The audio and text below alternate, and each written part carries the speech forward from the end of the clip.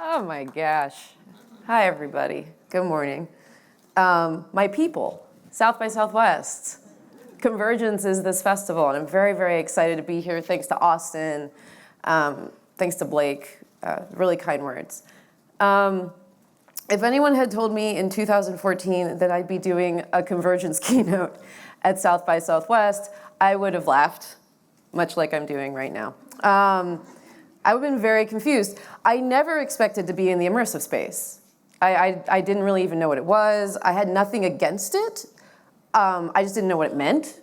And it wasn't until a group of engineers at Google showed me a 360-degree stereoscopic rig that they had built that I had ever given this medium any thought. And the rig looked like this. So I remembered seeing this, and I looked at the engineering team and I said, okay, well, what do you want me to do with that? And they looked at me incredulously and said, we were hoping you'd tell us. And thus a beautiful relationship began. We worked on figuring this thing out together. We pushed this rig to its limits, and it's 16 GoPros, so you can imagine that was pretty interesting. That time remains one of the most stressful and confusing periods of my life, and I absolutely loved it. The VR ecosystem was christened Google Jump, not to be confused with the Jump scooters that you've all been riding, and the rest is history. I was inspired to be a filmmaker through technology. I got access to iMovie for some reason when it first came out. And I thought, this Ken Burns guy is super cool, and I started just like going to town on the whole thing. But when I was really seriously considering film, I was really scared because I wanted to go to like NYU Film School, right? I wanted to go to the big one. But I mean, my family we weren't filmmakers. Filmmaking wasn't a job. Like farming was a job. Lawyers were jobs. Like filmmakers, what the heck are you talking about? So I did the only thing that I could do, which is that I drove to a Borders bookstore, remember those, in my hometown, and I took a book about Final Cut off the shelf, and I bought the cheapest thing I could get at the cafe, which was a green tea, so that they wouldn't bother me. And I sat in the cafe, and for 2 months straight, I read that book cover to cover. I made a film-ish, like a video. It's really bad. I submitted it using what I learned, and I somehow got in. And I'm here now.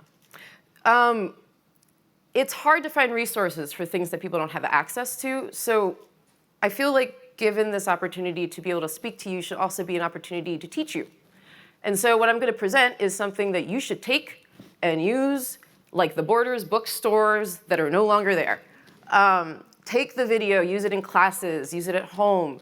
If you're not able to get to a class or you can't afford it, just watch the video, use it as a resource. It's yours, it's free. I think it's important for us as we make this stuff to make it accessible to others. Thank you. Thanks.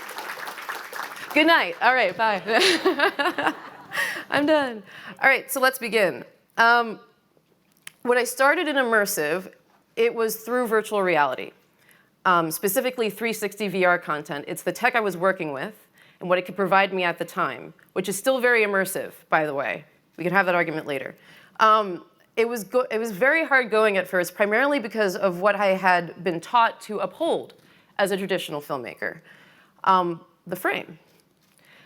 Filmmakers are taught that this is everything. This is how you tell your story. But your frame doesn't mean very much if someone has the capacity to do something like this. Now, problem was, the way Jump was delivering content was like this. It makes it seem like it's a frame, but bigger. And I realized very quickly that this wasn't accurate because there were infinite frames within the one that I was seeing. So it had to be seen as something more like this. A world of potential frames. A world teeming with possibilities, one that evolves, one that ebbs and flows continuously. Another shift was in how I related to my audience.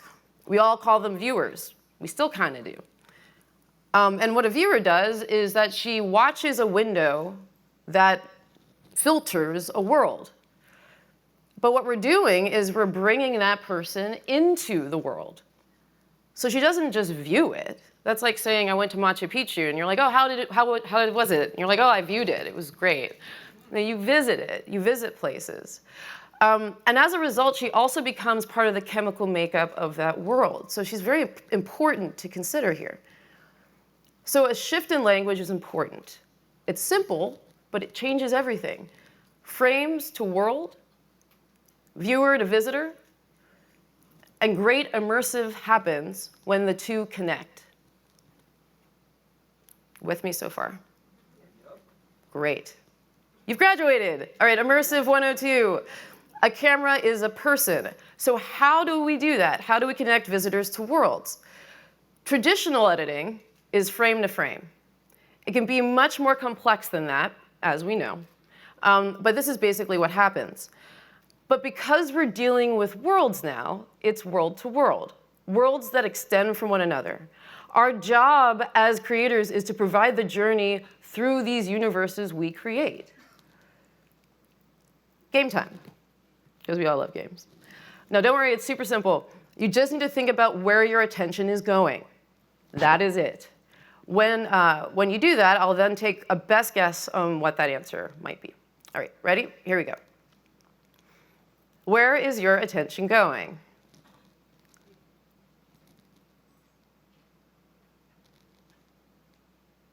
Now, I would guess, given that there's one person in the scene who is making a sound and moving away from you, that you'll place most of your attention here. And I've always referred to this as one point of interest. Now, one POI scenes can be extremely useful. By placing bets on what this one POI could be, you can comfortably take a visitor from one place that she's looking, from one world, into the next. It's a lot like matching on action in traditional editing. You're just matching on attention here. This is a scene from a VR experience I did called Go Habs Go, about the Montreal Canadian ice hockey team. Now, since there's something on fire, literally being handed off in the middle of the rink by big ice hockey bros, I took a bet that that's where you're most likely going to pay attention. Matin, la nuit, non seulement pour leur carrière, mais pour quel que soit le sujet, de ne pas avoir peur de me contacter.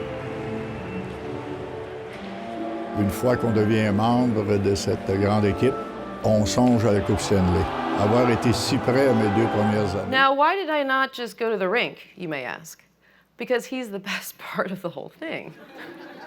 And you would have missed him. So doesn't have to be a literal thing. You can think about, well, there's other parts of these worlds that people might just miss because they want to look over there, over here. So we can actually leverage our interests in this sense, in this space. I worked with a team called RetNet in Montreal who wanted to see if this actually worked, and it did. They had people actually, they used heat maps to actually get a sense of whether or not audiences were looking at him, and sure enough, right after they looked at him, they actually looked at the rink. So you get to the rink anyway, and you make it a little bit more interesting along the way.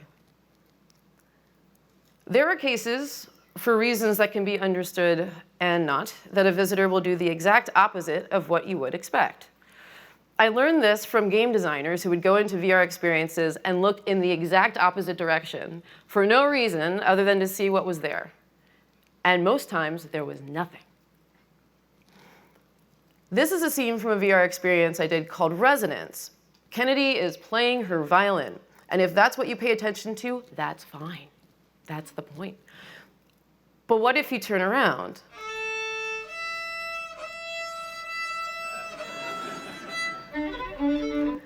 So you see her parents watching in the doorway. And I'd actually argue, in terms of cinema, it's far more cinematic. You hear her, Kennedy's still there, but her parents are there too, and you suddenly get a much more enriching experience than you would have had otherwise. So thinking about how we can really use all of the space in an experience to help reinforce a point is something we should always consider and do far more often, because why waste that space?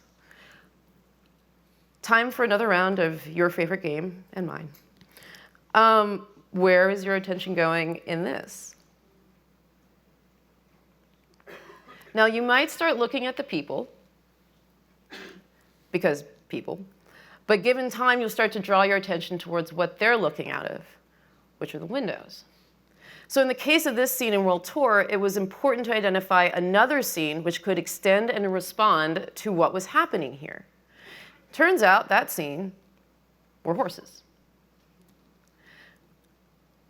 Extending takes the way that you are currently engaging with that world and continues it.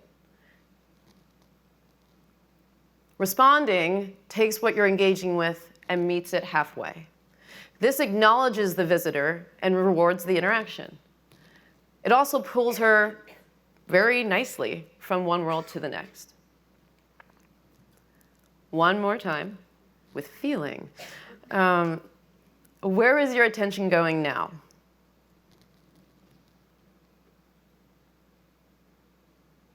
I'll give you some time. Yeah, I have no idea. I can't. It's rocks, right? Like, it's rocks. I don't know. But 0 points of interest isn't necessarily a bad thing.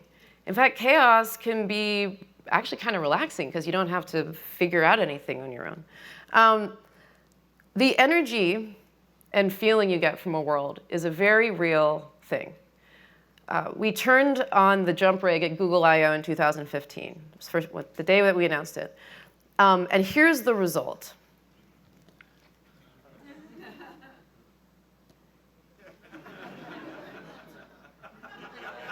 He doesn't even have time for you.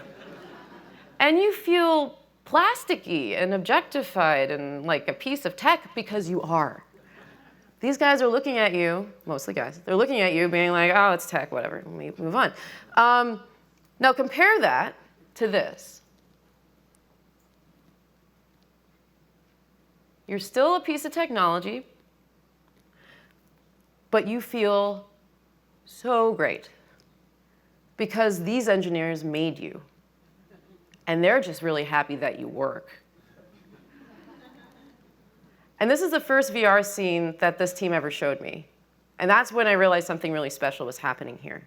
And it's literally just a group of engineers in Seattle. How we welcome an unknown visitor to our experiences is important. A welcome mat is needed. Shocker, not many people have done immersive content.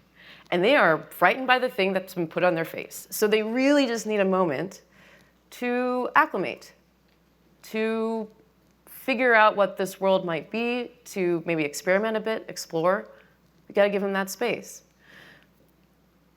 Now, if we really want to go back to how this relates to traditional film, you might say that attention is essentially replacing some of the terminology that we've been using in the past. So something like 0 points of interest is a lot like a wide shot. It establishes these worlds. It allows us to get the elements of these worlds, the feeling, the vibe.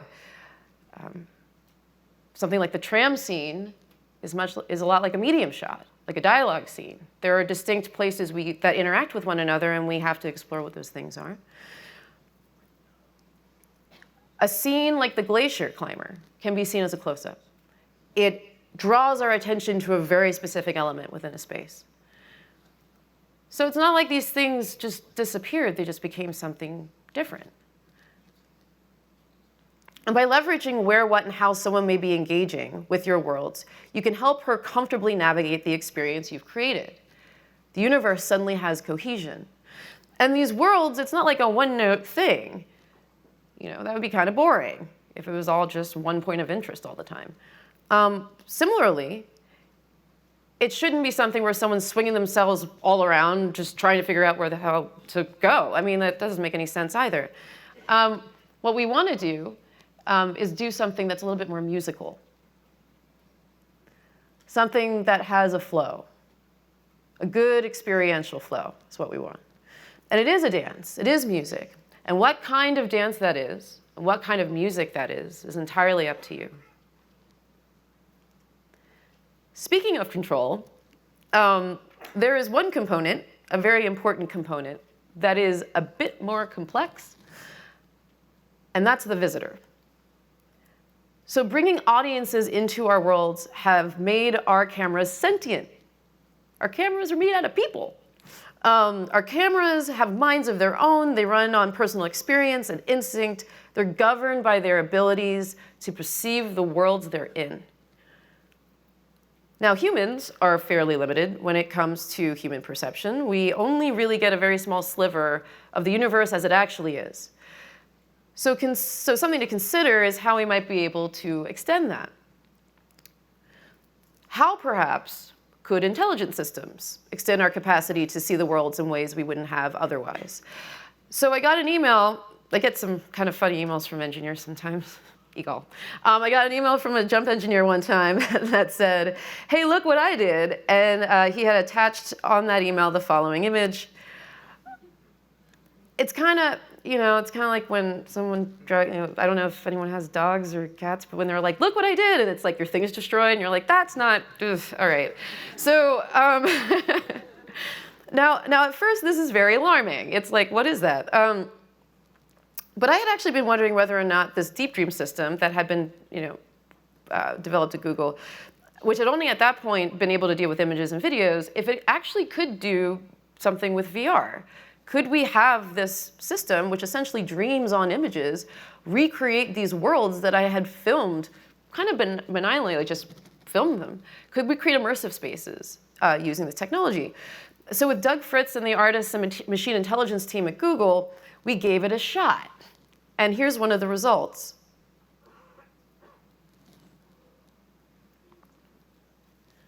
Now that's just kind of putting it through the system. It wasn't like, oh, we want this, that, or that. We just sort of let it do its thing. And I suppose if I compared it to anything, Muybridge's experiments with the camera is actually pretty close. He was using a new technology to extend our capacity to understand the world. It wasn't fancy. It was just normal things like jumping over stools, I guess. Fun fact, this actually helped determine whether or not a horse's feet all left the ground at once, which seems silly now because we know that to be true. But back then, there was no way we could know. But a camera was able to help us realize that. So similarly, I wondered, well, what kind of horsey insights could we gather from interpreting footage using the Deep Dream tool? The results varied. Some things were great, some were kind of weird. But I definitely found myself seeing these worlds in ways I would never have seen them otherwise. And there's great potential in that.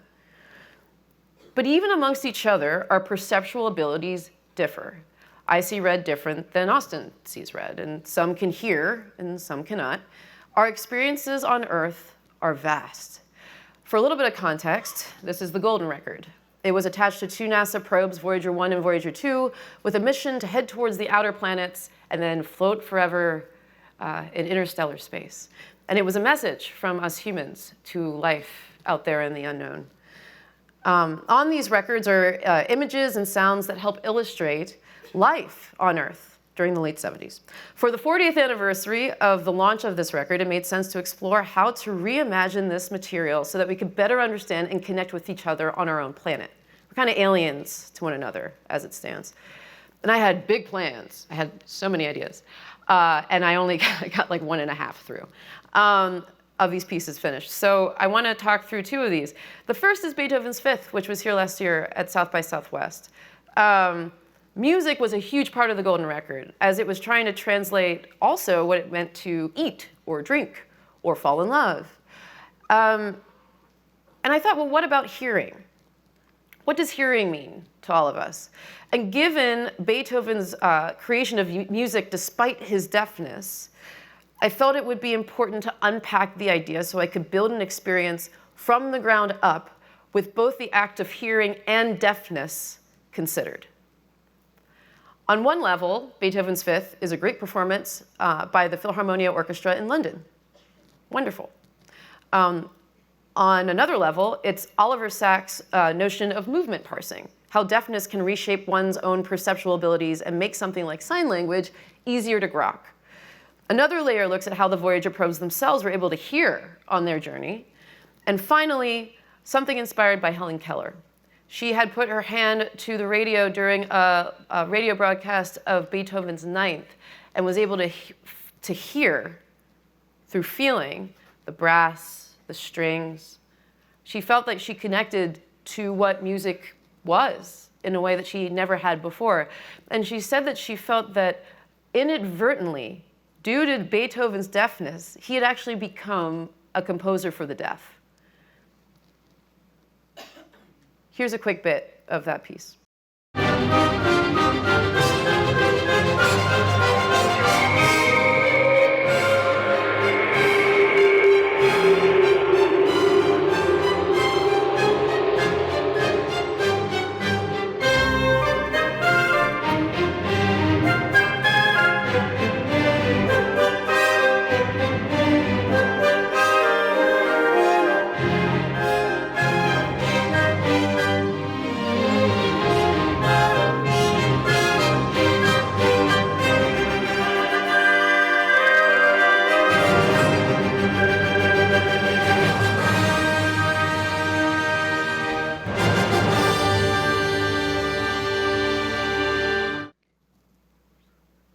What was great was that when you plugged in a Subpack backpack, you can buy them on Amazon, like simple.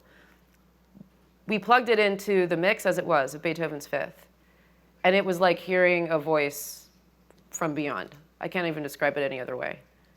It felt amazing. And we had people showing up at the installation when we premiered it at Sheffield who were deaf. And they felt that for the first time, there was a virtual reality experience that was made for them, that they weren't an afterthought, that they were considered the whole way through. Oh, thanks. But even better, which is hard to say, we had people who could hear just fine coming in and taking their headphones off. We had people who willingly, unprovoked, made themselves deaf because they felt that that was the experience that they were missing. That is great. That has great potential. Accessibility tends to be an afterthought, and something that's kind of tacked on at the end. But if we actually build our experiences in from the get-go with this in mind, from the very start, we can create more amazing experiences better than we ever thought we could. And we owe that to each other and ourselves to do. The second piece is Navajo Nation, which was inspired by a song on the record called the Yebiche, which they called the Navajo Night Chant, not sure why, and this image of Monument Valley. I very quickly realized that there were a few problems here. The first is that the Navajo community was generally unaware that the sacred song was on the record. The Yebiche is only performed at certain times of the year in a certain way. So having it floating in space for all time for anyone to play whenever they felt like it felt a bit wrong to them. The second is that this image is actually backwards. Cut these people a break. I mean, my gosh. Even with the best intentions, we can royally mess up. I started to feel like I had made a kind of a grand mistake for going to Bluff and assuming that I could celebrate the Navajo culture in this context when the culture had been appropriated and wronged so royally by the thing I was trying to celebrate also. So I stayed there, but I felt like I may need to rectify this somehow. And it was through interactivity. When we think of interactivity, most of us think this. Two simple options on and off, open this or that. It's pretty binary stuff. But in the case of the Navajo, I was thrown into 4 different worlds. Grandma knitting and telling stories, the rodeo, a powwow competition, and walking around the vast landscape of Monument Valley. I wanted to allow for others to navigate through these worlds, but keeping the Navajo culture in mind and reminding myself what was actually most important to them. You have the duration of a sunrise in Monument Valley, this is what I came up with, in order to visit 4 experiences about these worlds, each represented by a hogan, traditional Navajo dwelling. You can go and stay as you like, but the worlds do not wait for you. They go on with or without you. And I also really thought about how much access they would actually truly give someone who was an alien. How would they treat you, given everything they've gone through? They'd make some things more accessible than others. The rodeo, for example, is a moneymaker, so come on in. We'd love that. But Grandma, given her uniqueness, her spiritual nature, her importance to them, she's much harder to get to. And yes, cardinal directions matter to them. Orientation, geography matters to them. So the hogans are placed depending on the cardinal directions. The hogans vary in size and distance depending on how hard it is for you to be able to get to them. You have to work at it. You have to earn it. It's not just something you can throw yourself in and experience all of it at once. Interactivity and agency can be more than pushing a button. That can happen whenever. There is narrative and there is importance in what we do and when and how. If actions speak louder than words in the real world, let's not forget that that should be the case in the virtual one, right? Thinking more deeply about what those actions mean and what they represent. How can we encode culture through the interactions that we develop? There is one scene from Bluff that gave me pause.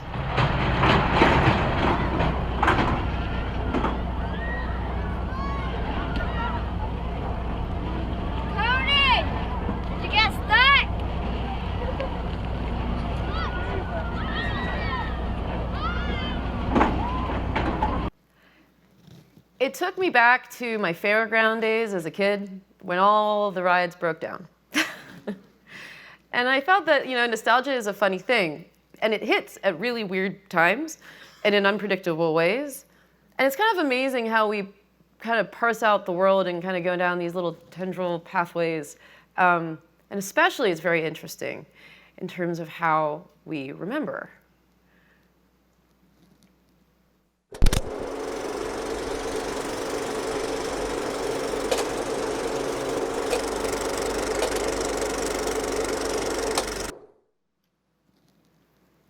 I've always loved making ridiculous things. And in VR, it was absolutely no exception. This is Dog, the robot. And I thought about the horse from Muybridge and figuring out how I can make like a kind of diorama. I got spun real fast and made that clicky sound.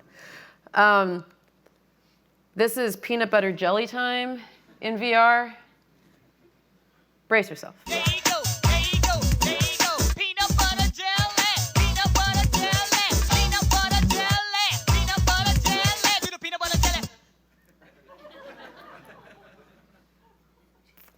I put Shia LaBeouf's inspirational green screen rant on the Rocks footage you've seen earlier in something that I call Shy Affirmation VR. Turns out I'm not the first person to do this, by the way, but I called it Shy Affirmation, so I win. Do it! Just do it!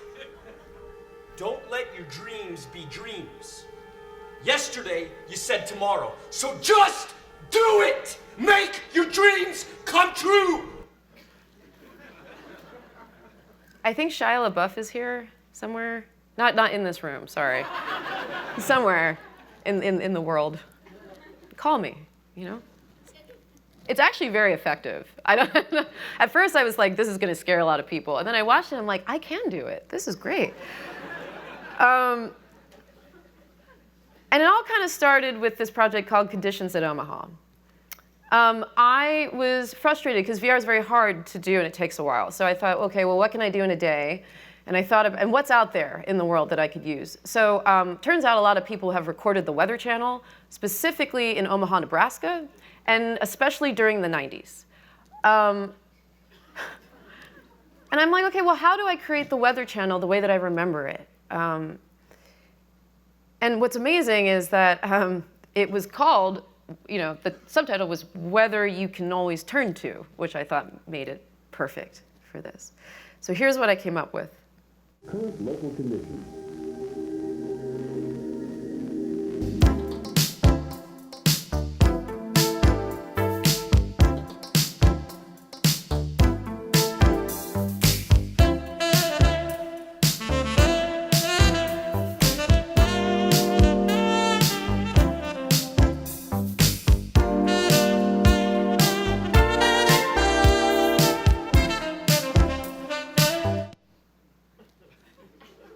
That's it. Now, I called it Conditions in Omaha because it's Omaha, Nebraska. So if you look down, you see the postcard. And if you look up,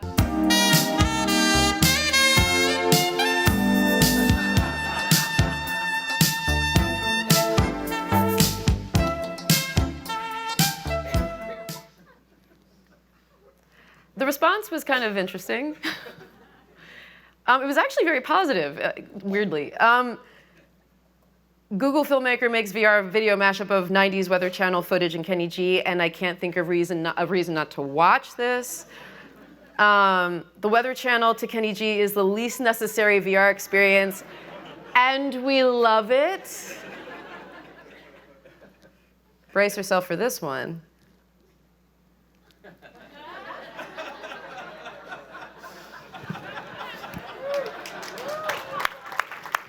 Kenny G. Sorry, there are a lot of people in the back who are like, what is that? Kenny G tweeted it to the back, y'all. I spy someone sexy playing smooth jazz in VR. At that point, I should have retired. You know, we don't need much to remember, right? We try to bombard people constantly with data. We try to bombard people constantly with visuals. We got to get them to engage and pay attention to this. I mean, it drives us now. But I love this quote from Keith Richards, who says, silence is our canvas, which a lot of cats don't realize. And disengagement is our canvas, which a lot of cats don't realize. People disengage all the time. Some of you are probably disengaging right now. And that's fine. That's just how we work, how we live our lives. Disengagement will eventually happen. It's just how we are. And sometimes there's very little we can do to stop it. Calamity comes in all forms. And for me, it was an island filled with uninterested bunnies. There's an island in Japan that Westerners have called Bunny Island. And my producer, Nick, and I had traveled to this place at great lengths. It's like 2 trains and a bus and a boat.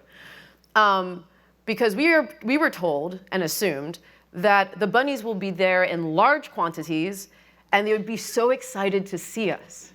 And we were like, this is perfect for VR, right? Yeah. All those things were wrong.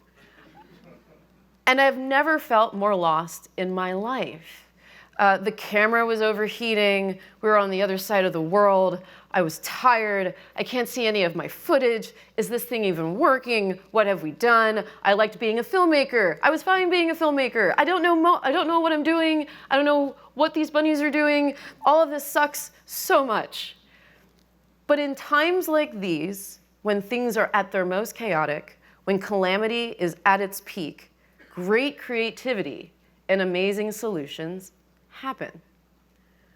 And one should not fear the insanity, and instead prepare ourselves to tolerate its winds, embrace ourselves for the oncoming of immense possibility. I left Google in 2017, and I'm fine. I missed the free chips, but I'm fine. Oh, thank you, T. I wanted to be more reactive. I wanted to use all sorts of technologies, and I wanted to go with my gut. So I started Ray Pictures in 2018. Thanks. Yay, it has all the letters in it, right? Woo, we did it. That's not why, by the way, although that's very convenient. Vrai means true in French. It also means real, depending on how you use it. And it's really this notion that the true nature of immersive has actually nothing to do with the technology. All this tech feeds into is the same goal, all of it. VR, AR, machine learning, everything in between, everything we haven't experienced yet or discovered yet. All of that feeds into that goal. Now, if this bothers some of you tech folks who are thinking, but if we're not the goal, then what do we do? I've got a whole list. Large list, and you can see me after this and we can talk through it. But for now, I want to talk about some real, true, goal-oriented stuff, and this is the stuff that we're working on at Vrai Pictures. So first, augmented reality. When I think of rivers, this is what I think of. Right, like green, blue, nice.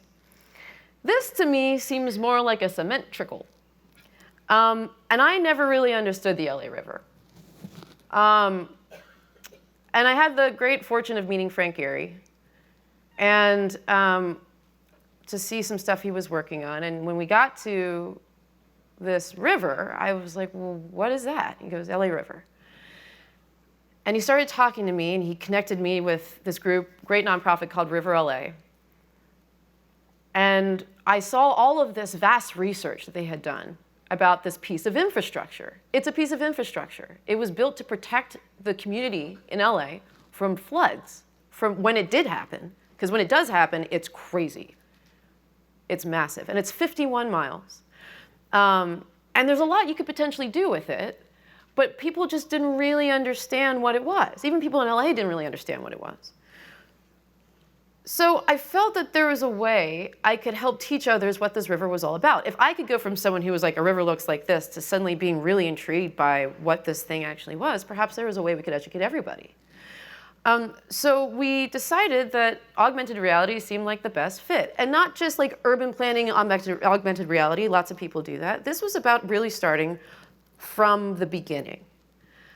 Starting from, how do we think about bringing everyone so that they're on the same page, so that the community can make important decisions with the planners. And that kind of communication is very important. So we're working together to create the Los Angeles River AR platform. The first phase of this is an educational platform that allows for people to educate themselves and connect and engage with the history and the potential of the LA River. And we're working with River LA and Gary Partners on this as well. And it's important when we think about these platforms to go deeper than the surface. We could just be like, okay, look, here's a river design stuff. But there's so much information that's not being relayed to the community, and from the community to the planners. So we need to, at first, think about how do we just bring everything up? How do we educate people first so that the decisions can be great and that the platform can evolve and not just be one-off and that's it? Someone leave? Oh, no. Immersive. And it might just be in the approachability of the aesthetics. It goes beyond just like, what does it do? It's like, beyond the polygonal augmented reality aesthetic that everyone seems to really like, thinking about material design, thinking about the tactile nature of things, thinking about wood, thinking about paper, thinking about the possible pillars that something could represent and how we could allow others to explore this. Each of these emblems represent a very interesting part of the LA River, the history, the nature, the water, and its people. And it's Spanish first. That's an interesting thought. Not Spanish second, Spanish first. Allowing for this platform to actually be a reflection of the community itself and what they care about, who they are.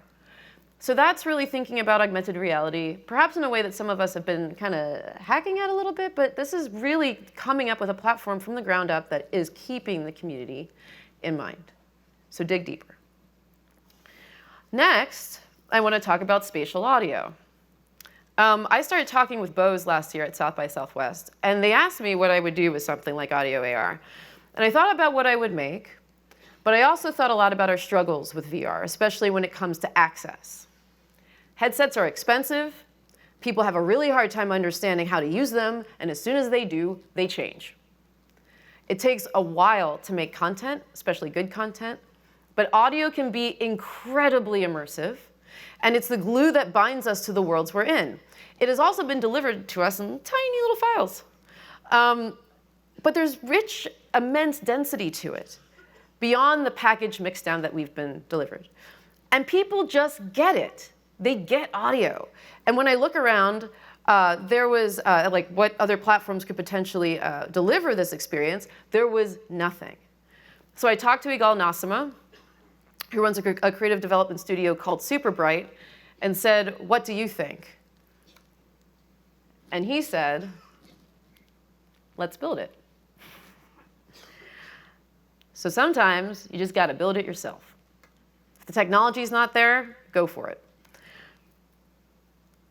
And so we developed a platform that's here at the South by Southwest Festival called Traverse. And it's a platform for spatial audio experiences, both for places like this, which are great, but it was built for the home. So this app will actually allow you to map immersive audio experiences wherever you are, in your school, in your family room, in your kitchen, outside. Music has been produced this way for decades. The Grateful Dead, John Lee Hooker, the Beatles, and yes, Elvis Presley. This year marks the 50th anniversary of Elvis Presley's 1969 album, From Elvis in Memphis. And each track is around 8 stems. And this was the first album that Elvis was recorded separately from the band. Usually he was like, come on in, we're all gonna record now. This time he was like, I can't make it. So they put him in a booth and they have him do playback and he can record him. How amazing would it be if we could connect with all of our music like this? Where we can walk up to our favorite musicians, walk around the band, meet the other session players that generally get kind of hidden in the background. What would that be like? Well, I'm gonna show you. Hello.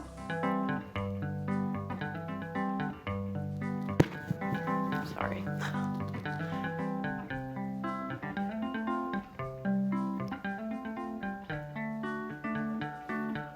Excuse me.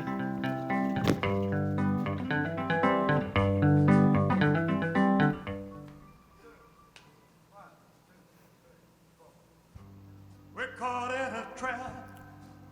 He's right here. I can't walk out because I love you too much, baby. Yeah. Why can't you see what you're doing to me? When you don't believe the word I say. Excuse me.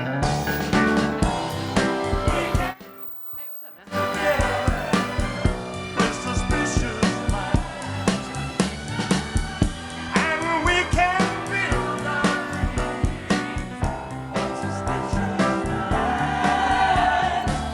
So if an old friend I know You know the lyrics, right? stops by to say hello, But try it. would I still see suspicion in your eyes? But here we go again. You get it. Bye. Bye, Elvis. Ask me where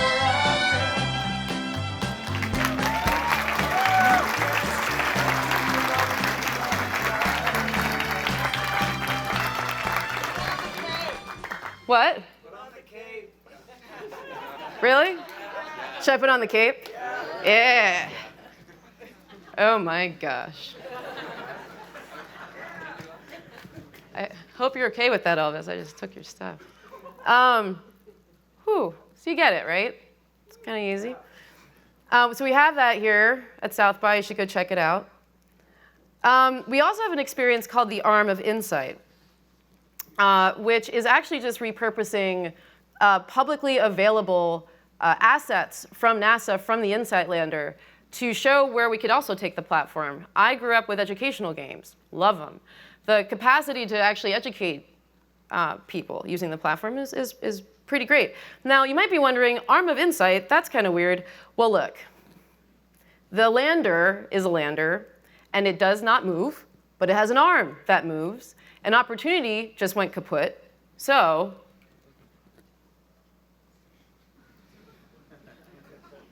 deal with it.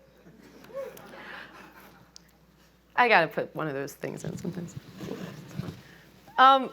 This is so weird. How did he actually do this? There's a lot of ways we can explore this. There are a lot of ways we could explore this. And we're just getting started, clearly. No, we have a lot of great ways that we want to push the platform, but we want to open this up to everyone. So if you're an audio creator and you're looking to try this out, it's great. But also, we're actually releasing this app today. Is it out? Yeah, you can go on the App Store and get it. If you have, right now it's built on the Bose AR SDK, so if you're lucky to have the frames or even a pair of the QC35 headphones, you can experience everything that you've experienced at South by at home. The Elvis experiences and Traverse the platform, and InSight. And we want you to try it out, and we want you to see it because we want to know what you think.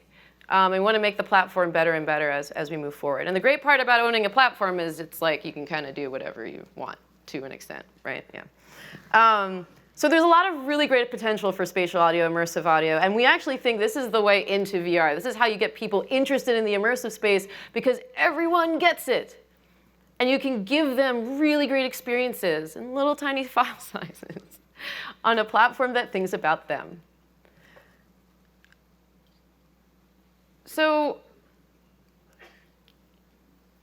I still love virtual reality. I think I've been sort of knocking it a little bit recently, but I really do. It was what brought me into this medium in the first place. But I had to rethink things if I was truly going to make my next great VR whatever. The greatest game ever made was by a man from rural Pennsylvania. He came from a long line of farmers, became a mechanical engineer, and as a hobby, took up something called HyperCard. The game was called Jessica's Cat, and this is how it worked. There were cats you could read.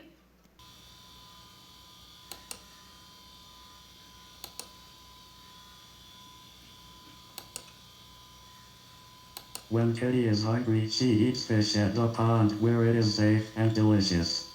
First she drinks the water and then she eats the fish. Yum yum. There were cats you could count. Sorry, wrong answer. You could just learn how to spell. P-U-R-P-L-E. And there was a fish.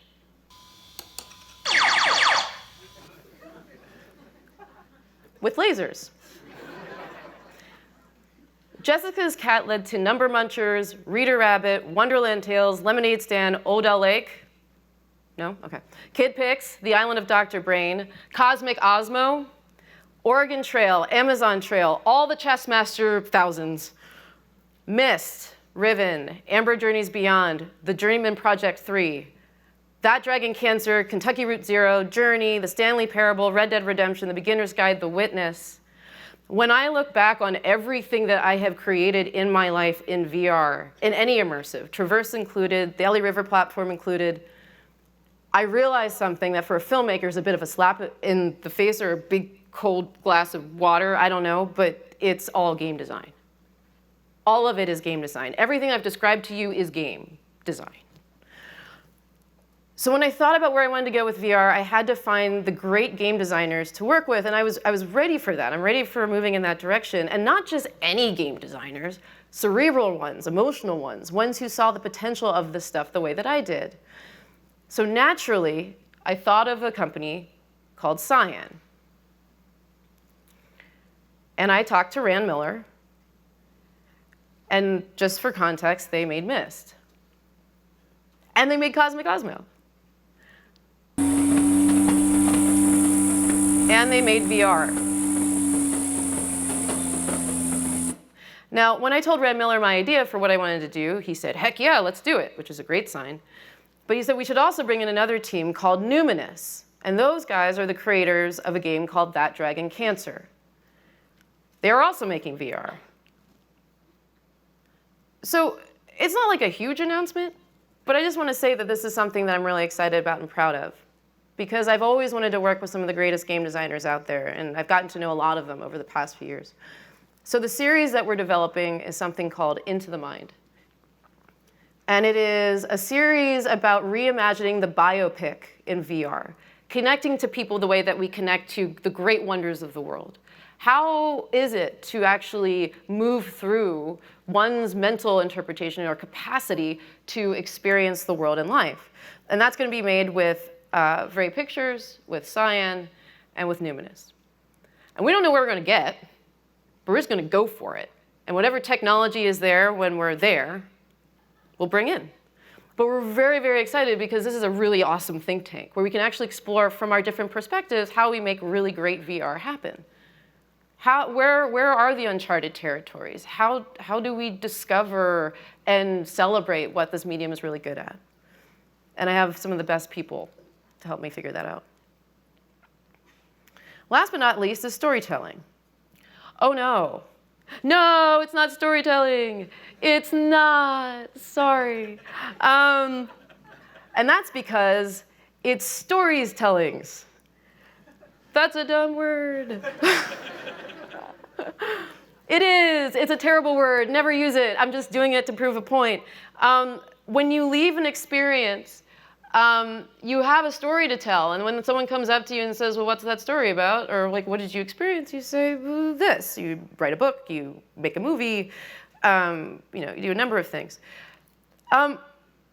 In any experience, any immersive experience, there is a potential for very many different stories to emerge. And a lot of us just focus on the one. But one might argue it might be better to focus on two, although that's a bit weak sauce. The thing that you want, the opposite. But I would say 3 is a little bit better. The thing that you would want, the opposite of that, and something in between. The better version of that is just considering a lot of different stories and seeing where that gets you. And the bestest is this, where everything is considered, no matter what your experience is, you get the truth of what that experience represents. How do you do that? That's actually kind of closer to where we can get. I imagine you're probably thinking this, but storytelling is inherently human and these systems can't be creative like we can, so why would you even suggest that? Because they can. They really can. But what we can do in those situations, given their capacity to be able to create these things, is thinking again to our bulbous pheasant punk thing that was made reference to earlier. That was given no real parameters at all. But if you change up the parameters, you can actually get something that's rather beautiful. Same image, same system, different parameters. It's important to realize that our capacity to interact with this stuff is all based upon data. What data do we use? There's responsibility in that, and that's another talk for another time. But then also the parameters. Like, we can still set those for one another. The last film I made at Google, to end this, the last film I ever made at Google, not VR, but film, was about artificial intelligence. And we never got to finish it because it was 20 minutes long. It was long, but I got to meet some amazing engineers working in the space. One of them was Geoffrey Hinton. And Geoffrey Hinton is what I guess you would consider the godfather of the modern day neural net. I was like 2 a.m., I was at the office, I was trying to finish this film, and I needed an ending. And I found a clip that he had with him in it where he had said something really great, and it was the ending. We don't know what will happen next or where this will go. But the biggest mistake we could make would be to assume that this is how things will be forever.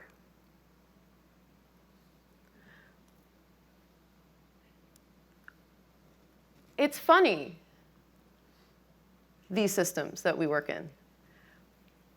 What we should fear the most isn't disruption. It's thinking that things will always be the same.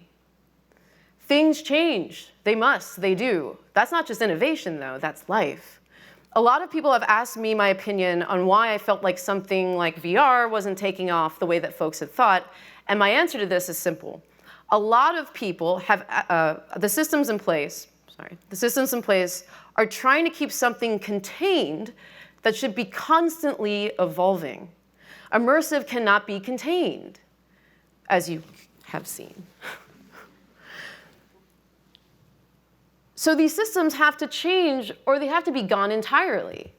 They may have been right at the time, perhaps, but times are different and we're different now. So no matter what the old guard says, our generation gets this stuff. Computers were our teachers. We grew up with games. We were there during plenty of transitions from the internet to the smartphone. Engineers can be cinematographers. UX designers can be editors. And that doesn't mean we don't respect the craft.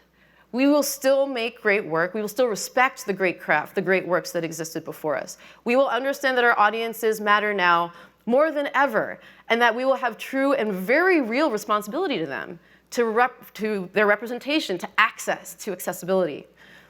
And we will go forth and do what we can, even if it means we have to build it ourselves, to explore and experiment no matter what the odds, no matter what the systems, no matter what the struggles, no matter what the uncertainties. We have done this many times before, and we're going to do it again.